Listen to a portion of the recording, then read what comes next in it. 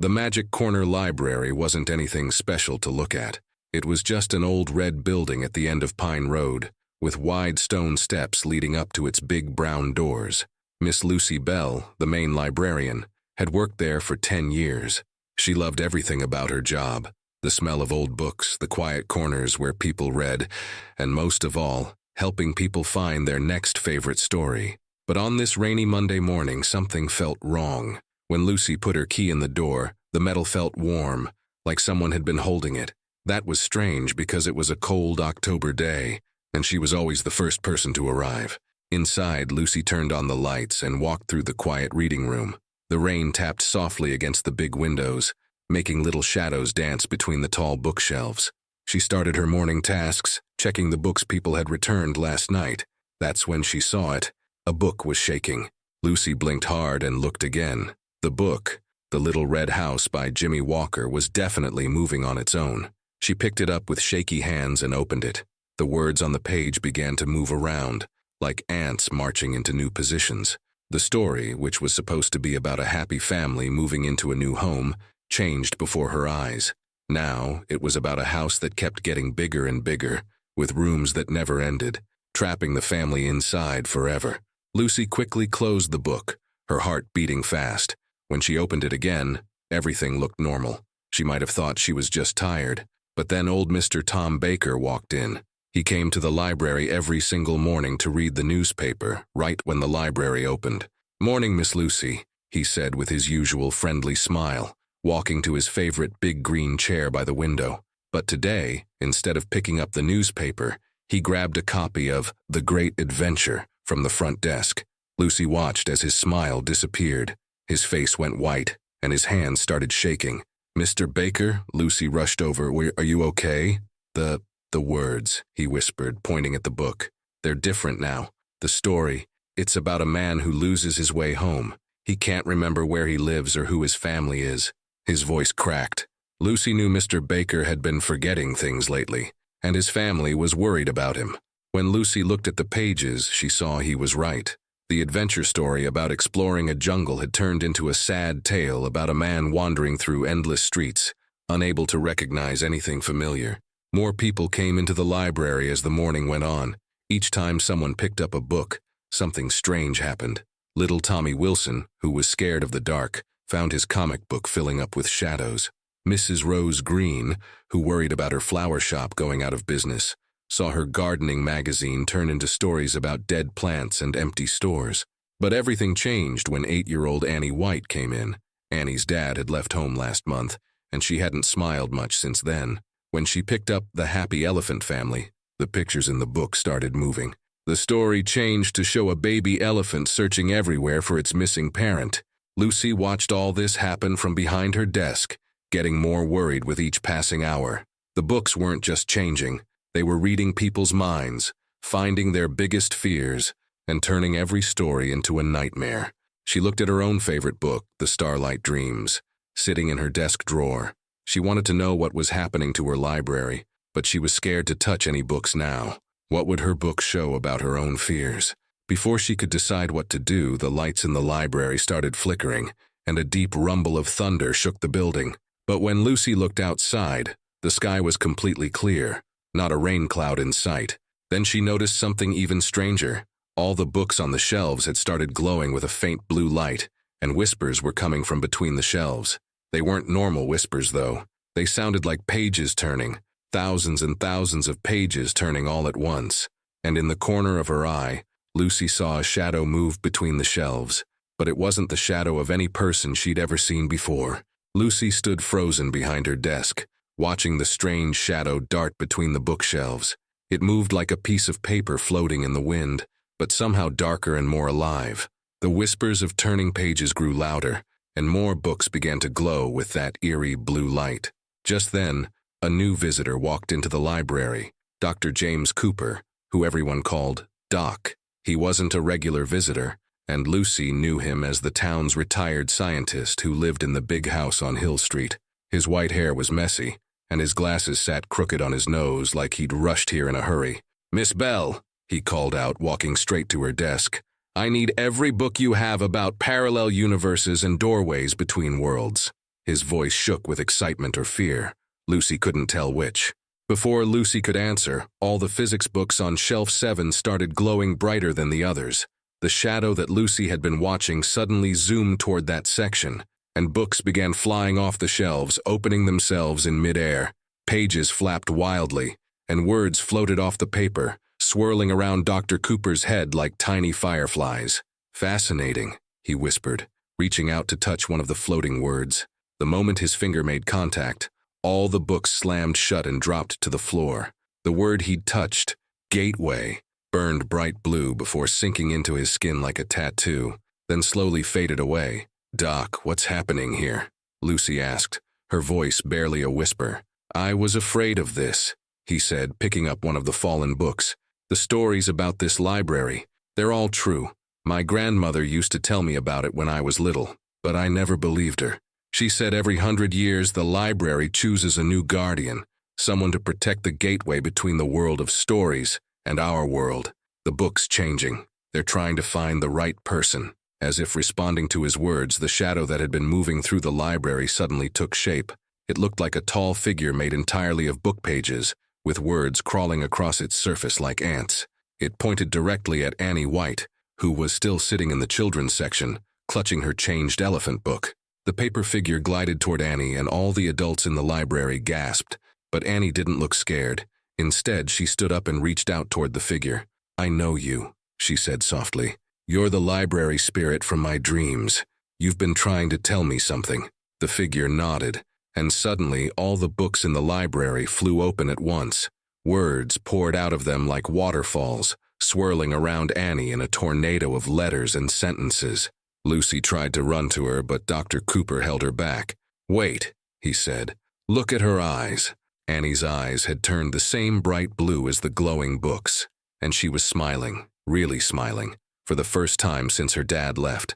The words spinning around her started to form pictures in the air. A key, a door, and a bridge made of books. "The gateway is opening," Dr. Cooper whispered excitedly. "But something's wrong. Look at the shadows." Dark shapes were creeping in from every corner of the library, different from the paper figure. These shadows looked hungry, and they were moving toward Annie. The lights flickered again, and this time they went out completely. In the darkness, all they could see were the glowing books, Annie's blue eyes, and the approaching shadows that seemed to whisper with voices that sounded like tearing paper. The darkness didn't last long. The paper figure, the library spirit, raised its arms, and all the books in the children's section burst open, their pages glowing like nightlights. In their soft blue light, Lucy could see the dark shadows better, and she wished she couldn't. They looked like torn books, their pages blackened and crumbling, with glowing red words visible through their rips. "The book eaters," Dr. Cooper said, his voice shaking. "My grandmother warned me about them too. They feed on fear and stories, and right now, with all these books changing..." He didn't finish his sentence, but he didn't need to. The library had become an all-you-can-eat buffet for these creatures. Mr. Baker stood up from his chair, wobbling a bit. "I may be forgetful," he said, "but I remember what my mother told me about fighting bad dreams. You have to face them." He picked up his changed book and began reading out loud, his voice growing stronger with each word. The story was still about a man losing his way home, but as Mr. Baker read, he added his own words. But he remembered that being lost doesn't mean staying lost forever. The nearest book eater let out a horrible sound, like pages being ripped, and backed away from Mr. Baker's brave words. Other readers in the library caught on quickly. Mrs. Rose Green read her changed gardening magazine out loud, adding, "Dead plants make room for new growth." Her words made another shadow creature shrink. Annie watched all this with her glowing blue eyes, and then she did something unexpected. She opened her elephant book and started drawing in it with a crayon from her pocket. As she drew, the pictures in the book changed. The lonely baby elephant wasn't just searching anymore. It was finding new friends, making a new family. "The library doesn't just show our fears," Annie said, her voice sounding older and wiser than her 8 years. "It shows us how to beat them. Look." She held up her book, and the pictures she'd drawn began moving, jumping off the pages. Soon, colorful crayon animals were running through the air, charging at the book eaters. Lucy finally understood. She ran to her desk and pulled out her copy of Starlight Dreams. Her hands trembled as she opened it, watching the story change to show her deepest fear. being powerless to help others, watching her beloved library crumble away. But instead of closing the book, she grabbed a pen. "We can change the stories," she called out to everyone. "Quick, find a pen, a pencil, anything that writes." All around the library, people began grabbing writing tools. They wrote in margins, drew on pages, added their own words to the changing stories. Each new edition sent out pulses of bright light that pushed back the darkness. The book eaters started to retreat, hissing and leaving trails of burnt paper behind them. But just as they thought they were winning, a deep rumble shook the building. Books started falling from the highest shelves. The library spirit flickered like a candle in the wind, and Annie suddenly went pale. "Something's coming," she whispered. "Something bigger, something that doesn't just eat fear, it makes it."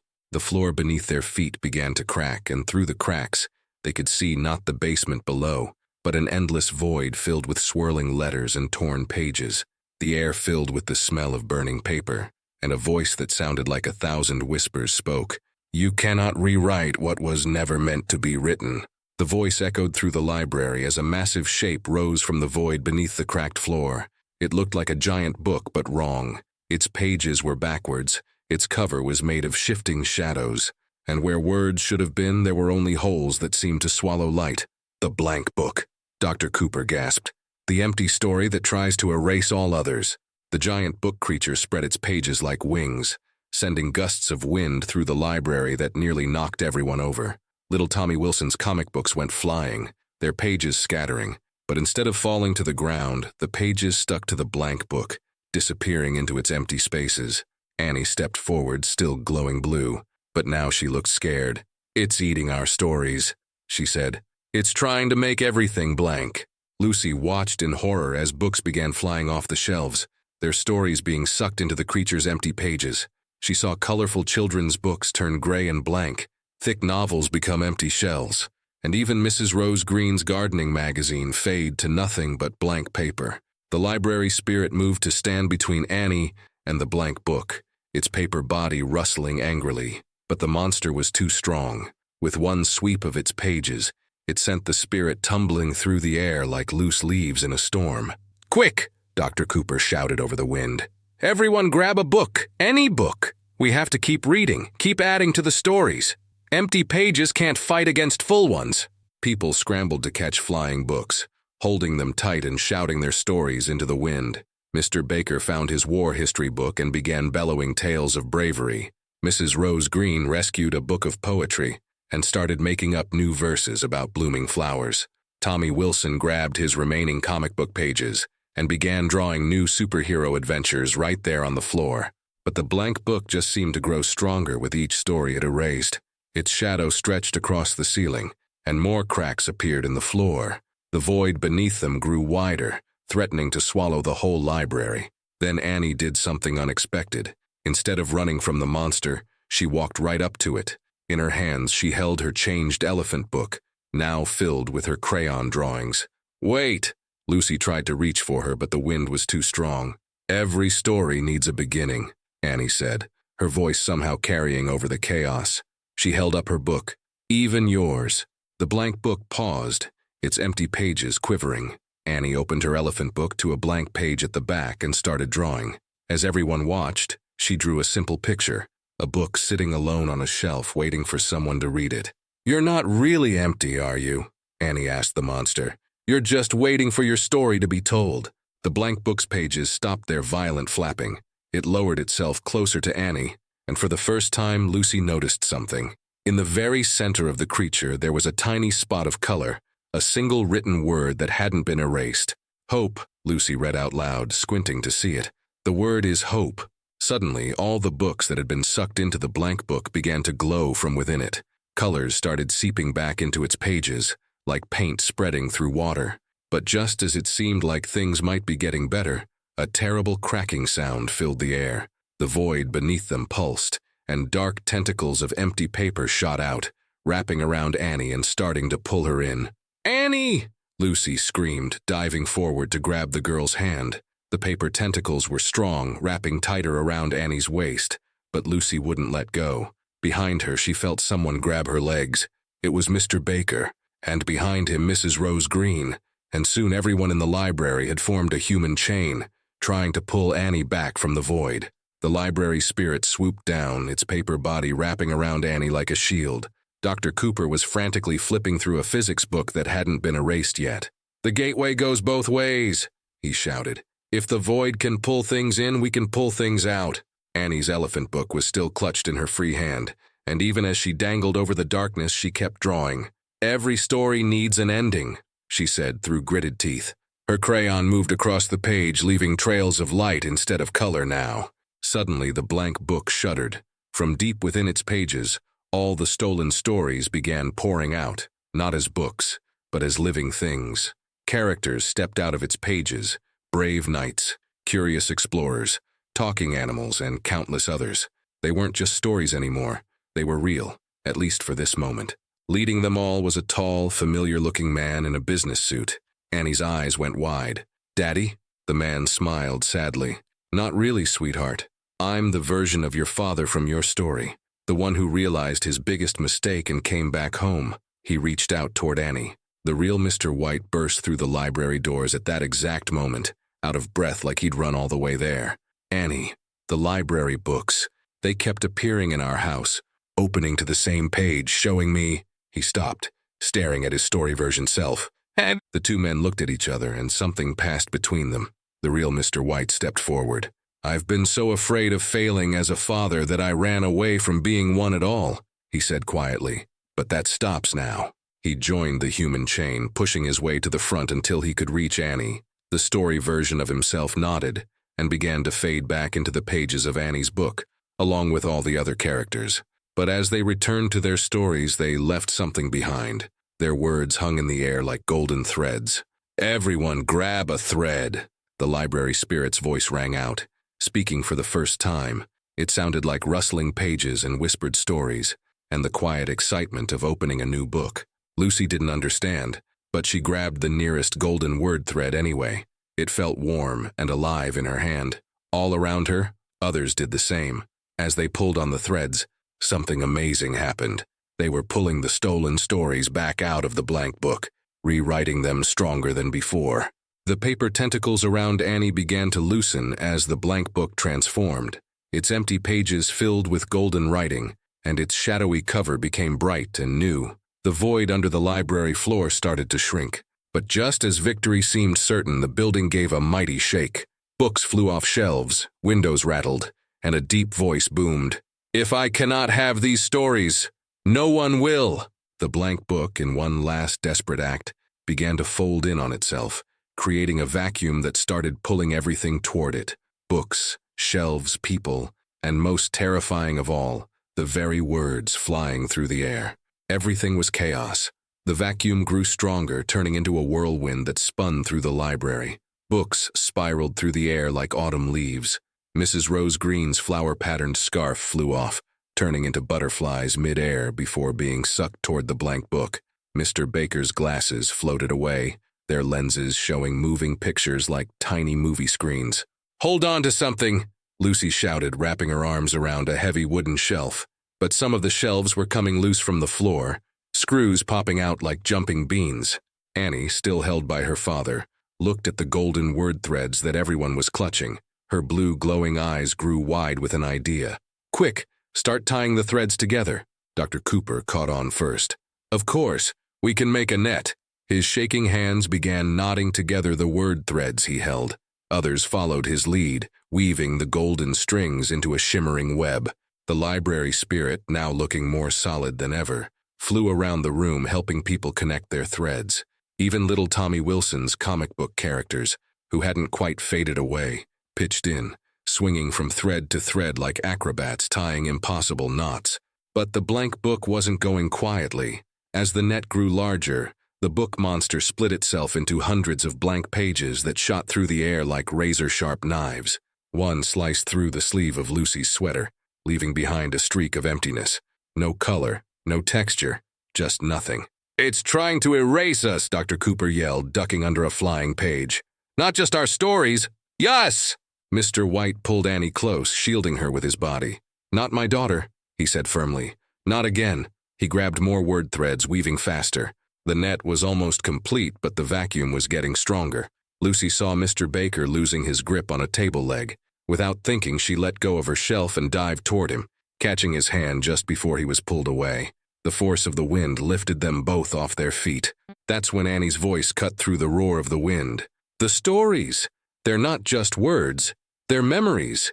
Quick, everyone! Think about your favorite memory of reading." Lucy closed her eyes, holding tight to Mr. Baker's hand. She remembered the first book she ever read by herself. How proud she felt. How the words had seemed to dance just for her. All around the library, people were doing the same. Their memories became visible.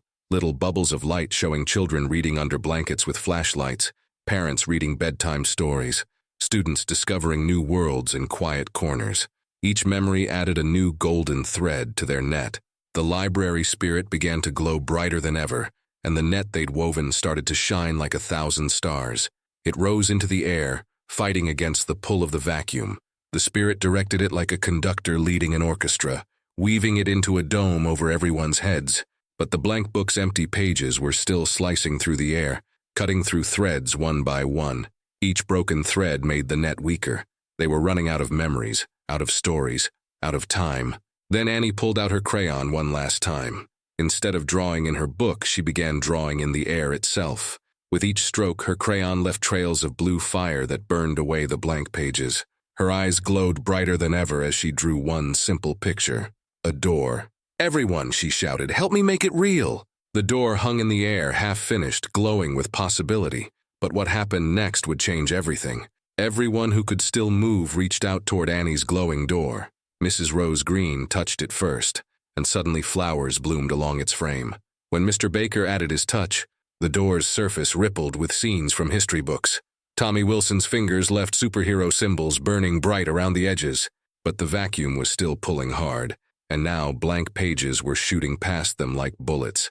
Lucy saw them slice through the golden net above, 3 threads gone, then 5, then 10. The dome was starting to fall apart. "It needs more," Dr. Cooper shouted over the wind. "Not just our memories of stories. It needs new stories." Lucy understood. Still holding Mr. Baker with one hand, she reached toward the door with the other. "Once upon a time," she called out, "there was a library that was more than just a building." The door glowed brighter. Others joined in. "There was a brave girl who wasn't afraid to draw her own ending," shouted Mrs. Rose Green.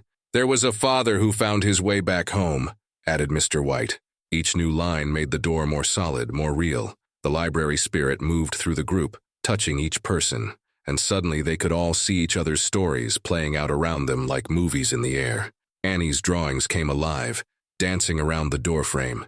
Elephants, tigers, dolphins, all made of crayon and light. They charged at the blank pages, leaving trails of color wherever they touched the emptiness. But the blank book had one last trick. It stopped trying to pull everything in and instead began pushing, sending out waves of emptiness that started erasing the floor beneath their feet, the walls around them, even the air itself. "The door!" Annie screamed. "We have to open it now!" Lucy looked at the door. It was almost complete, but something was missing. The handle was still just an outline, not fully drawn. The library spirit swooped down beside Annie, its paper body starting to tear in the fierce wind. It reached out and touched her glowing crayon, and suddenly the crayon grew until it was as tall as Annie herself. Now it looked like a key made of blue fire. "Together," the spirit whispered in its papery voice. Annie gripped the giant crayon key with both hands. Everyone who could reach her placed their hands over hers. Even those who couldn't reach threw their stories toward her, golden threads of words wrapping around the key like ribbons. The blank book's waves of emptiness were getting closer. Lucy could see them erasing everything they touched, leaving behind patches of nothing, not darkness, not light, just absence. Annie pushed the key toward the drawn door. All around them, the library was disappearing piece by piece. Mr. Baker's legs started to fade where a wave had touched him. Mrs. Rose Green's left arm became transparent. Even the air was getting thin, hard to breathe. The key was inches from the door when the biggest wave yet of emptiness rushed toward them from all sides. In that moment, as everything seemed about to end, Annie looked back at everyone and smiled. Then she turned the key. The sound it made was like every book in the world opening at once. Light exploded outward, and something miraculous began to happen. The door burst open, unleashing a flood of pure story light that pushed back against the waves of emptiness. Colors rushed back into the fading parts of people. Mr. Baker's legs became solid again. Mrs. Rose Green's arm reappeared. The light swept through the library like a tide, rebuilding everything the blank book had tried to erase. But it didn't just restore things. It transformed them. Every book that the light touched began to float, their pages opening to show moving pictures that stepped out into the air. Characters from different stories met and mingled. Little Red Riding Hood walked past Sherlock Holmes, who was deep in conversation with Robinson Crusoe. Dragons soared near the ceiling, while tiny book fairies darted between the shelves. The blank book screamed, but it wasn't a scary sound anymore. It was more like the happy cry of a baby taking its first breath. Its empty pages began filling up with every color imaginable, stories writing themselves across its surface. The vacuum disappeared, and all the razor-sharp blank pages turned into butterflies made of paper and light. Annie turned to look at everyone, her eyes still glowing blue but now sparkling with joy. "Look," she whispered, pointing through the open door. Beyond the doorway was an endless library, its shelves stretching up into forever. But these weren't normal books. They were stories that hadn't been written yet, waiting for someone to give them life. Some glowed with possibility, others whispered with promise. The library spirit floated through the door and began to change. Its paper body transformed into a beautiful figure that looked like it was made of living light. "This is the space between stories," it said, its voice now sounding like 1,000 librarians whispering at once. Every book that could be, every tale waiting to be told. "And Annie," it turned to the little girl, "you've proven yourself worthy to be its guardian." "But I'm just a kid," Annie said, looking uncertain for the first time since everything began. Mr. White stepped forward, taking his daughter's hand. "You're not just anything, Annie. You showed us all how to face our fears by writing our own endings." Lucy watched as understanding spread across Annie's face. But then something strange started happening to the crayon key she still held. It began to multiply, splitting into dozens of smaller keys, each one a different color. "The keys to the space between stories," the spirit explained. "One for each person who helped save the library, because every reader is a potential guardian of stories." The keys floated through the air, one landing in each person's hands. When Lucy caught hers, it felt warm and familiar, like opening her favorite book. Dr. Cooper was scribbling excitedly in his notebook. "Don't you see? The library was never just a gateway between worlds. It's a gateway between possibilities. Every book is a door, every reader a key." But as everyone celebrated, Lucy noticed something concerning. While most of the library was now filled with magic and light, dark shadows still lurked in the deepest corners between the shelves. And through the magic door, past all the glowing potential stories, she could see something moving in the distance, something that made the happy paper butterflies flutter away in fear. The library spirit noticed her worried look. The blank book wasn't the only thing out there that feeds on stories, it said quietly, and not all of them can be changed so easily. Annie gripped her key tighter, her face set with determination. "Then we'll need to write more stories, stronger ones." The spirit nodded, but before it could say more, all the keys suddenly began to glow bright red, like an alarm. The red glow from the keys pulsed like heartbeats, sending waves of warmth up everyone's arms. Through the magic door, the endless shelves of unwritten stories began trembling, their blank pages rustling with fear. "Something's coming," Annie whispered, her blue eyes wide. "Something old, something that doesn't want new stories to be born." From the depths of the space between stories, a sound emerged, like pages being torn, but slower, deeper, as if someone was ripping apart the very fabric of imagination. Dark ink began dripping from the ceiling of the endless library, forming puddles that grew and bubbled. "The Story Eater," the spirit said, its light dimming slightly. "It destroys tales before they can be written. Even I cannot stop it alone." The ink puddles began to rise, taking shape. They formed into tall, twisted figures that looked like they'd been drawn by a child during a nightmare. Their bodies were made of running ink that never stopped moving, and where their faces should have been, they had empty books for heads. Mr. Baker stepped forward, his key gripped tight. "In my day, we faced our enemies standing tall." But his voice shook as more and more ink creatures emerged from the shadows. Lucy watched in horror as the creatures touched the floating story scenes around them. Wherever their ink fingers made contact, the stories began to dissolve. Little Red Riding Hood's cape ran like watercolors in rain.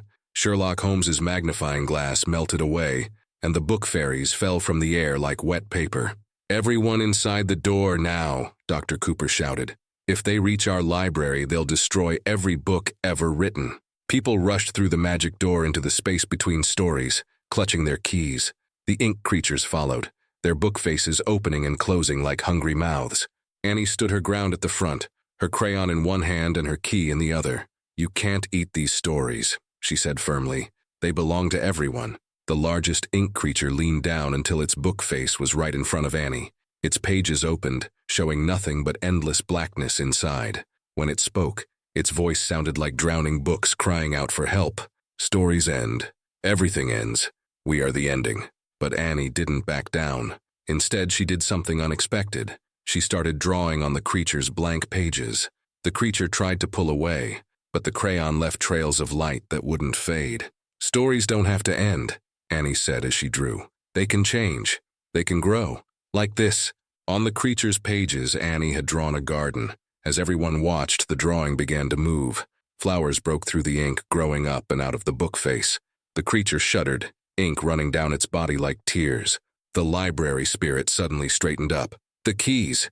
Use them like Annie used her crayon. Write new endings." Lucy looked at her key, understanding flooding through her. She pointed it at the nearest ink creature and imagined a story of hope. Light shot from her key, turning the creature's running ink into a rainbow of colors. All around her, others began doing the same. Mrs. Rose Green's key shot out vines and flowers that wrapped around the creatures, turning their ink into morning dew. Tommy Wilson's key released superheroes made of pure light that fought back the darkness. Mr. Baker's key brought forth armies of toy soldiers who marched straight into the ink, leaving trails of gold behind them. But for every ink creature they transformed, two more emerged from the shadows, and now something even darker was rising behind them, something that made even the ink creatures tremble. A massive shadow rose up behind the ink creatures, so tall it seemed to touch the endless ceiling of the space between stories. It looked like a giant librarian made of darkness, with glasses made of burning embers and fingers like bookmarks that cut through the air. "The first reader," the library spirit gasped, its light flickering with fear. "The one who decided stories were too dangerous to exist." The giant figure's voice boomed through the library, making the shelves shake. "Stories give people hope. Hope makes them question. Questions lead to chaos. It must end." Its huge hands reached down, and everywhere they touched, stories disappeared. Not just the unwritten ones on the shelves, but the stories in everyone's heads, their memories, their dreams, their hopes. Lucy felt her favorite childhood stories slipping away like water through her fingers. Annie looked around at everyone's fading faces, their eyes becoming empty as their stories were erased. Even her father was starting to forget her name. Tears rolled down her cheeks, but they turned into tiny balls of light as they fell. Then she noticed something. Where her tears hit the floor, small stories started growing like seeds, pushing up through the darkness. She touched one of her tears and understood. "Everyone," she shouted, "your stories aren't just in your heads, they're in your hearts. That's where the real magic is." She pressed her hands to her chest and pulled out a glowing ball of light, her own story, not just of the library, but of everything she'd ever hoped for, everything she'd ever dreamed. She threw it into the air where it exploded like a firework, raining down story sparks that landed on everyone. One by one, people began remembering, not just their old stories but new ones too. They all reached into their hearts and pulled out their own story lights, throwing them into the air until the space was filled with a galaxy of tales. The first reader roared, trying to sweep away the lights, but wherever the stories touched its darkness, cracks of light appeared. Through the cracks, more stories poured out, ancient ones, forgotten ones, ones that had been waiting centuries to be told again. The ink creatures stopped attacking and turned to watch as their master began to break apart. The first reader's darkness couldn't hold back the flood of stories anymore. Light poured from its cracks until finally, with a sound like 1,000 libraries sighing at once, it burst apart. But instead of disappearing, the darkness transformed. The first reader shrank down, down, down, until it was just a small book lying on the floor. Annie picked it up carefully. The cover was plain black leather, and inside the pages were filled with one simple message written over and over. Tell me a story. The library spirit floated down beside her. Every ending is just a new beginning, it said softly. Even the first reader just wanted to be part of the story all along. Annie smiled and took out her crayon one last time. She opened the black book and began to draw, saying as she did, "Once upon a time, there was a library, but it wasn't just any library. It was a place where stories came alive, where fears turned into courage, where endings turned into beginnings, and where everyone, had a story worth telling." The ink creatures gathered around, their book faces open with wonder, as their bodies slowly turned from black ink to rainbow colors. The space between stories glowed brighter than ever, its shelves filling with new books even as Annie spoke. Lucy looked around at everyone, Mr. Baker standing tall again, Mrs. Rose Green sprouting flowers wherever she stepped, Tommy Wilson drawing new adventures in the air, Dr. Cooper scribbling happily in his notebook, and Mr. White holding Annie close. Their keys had turned into beautiful bookmarks that glowed softly with all the colors of imagination. And there, in that magical space between what was and what could be, surrounded by endless stories waiting to be told, Lucy finally understood the true power of the library. It wasn't just about the books, or the magic, or even the stories themselves. It was about the people who kept those stories alive in their hearts, who faced their fears by writing new endings, who shared their tales with others, and kept the magic of possibility alive. The library had found its guardians, the stories were safe, and somewhere, in a small town at the end of Pine Road, new readers were walking up the steps of Magic Corner Library, ready to discover their own stories waiting inside.